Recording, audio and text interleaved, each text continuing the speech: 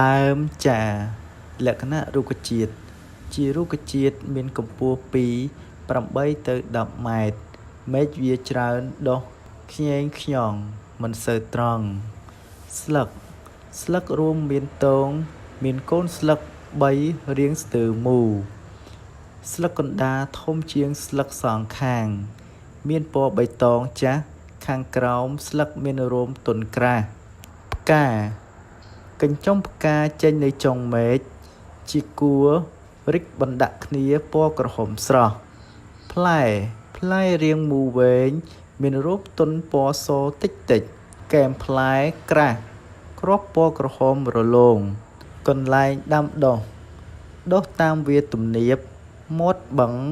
វាលស្រែព្រៃរបោះផ្នែកប្រើប្រាស់គេប្រើជ័រក្របសម្បកដើមចាផងដែរក៏ជាឱសថយកទៅព្យាបាលជំងឺមួយចំនួនបានផងដែរសូមអរគុណសម្រាប់ការទស្សនាវីដេអូនេះសូមជួយ Subscribe ដើម្បីទទួលបានវីដេអូថ្មីៗបន្តទៀតសូមអរគុណ